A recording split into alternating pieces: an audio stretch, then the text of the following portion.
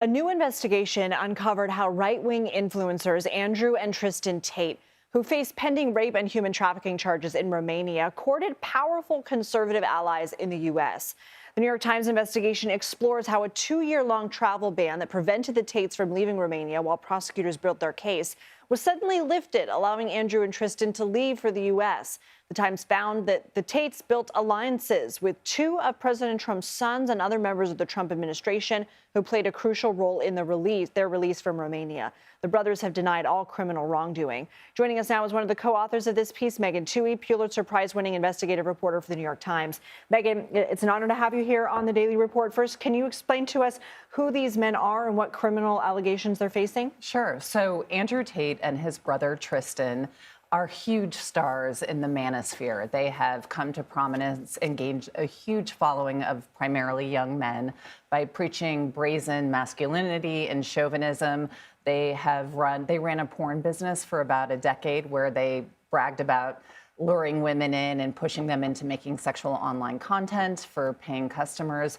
And they also have taught courses to young men about how to make money and exploit women. And since 2022, late 2022, they've actually been under criminal investigation. They're not currently charged in Romania with coercing dozens of women into that porn business.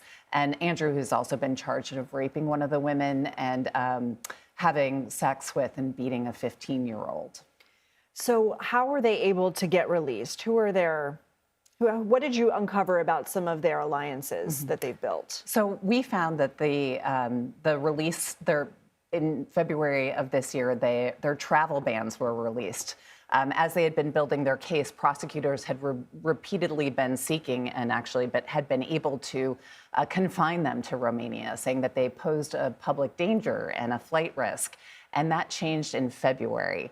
And what we found was that that was really the culmination of years of efforts by Andrew Tate, in particular, to forge alliances on the American right with media figures like Tucker Carlson and Candace Owens, and then members of the Trump family, first Don Jr. and then Barron Trump, who spoke with Andrew by phone last year, and they discussed the Romanian case and why they thought it was just an effort to silence Andrew and his brother, and then up through the administration.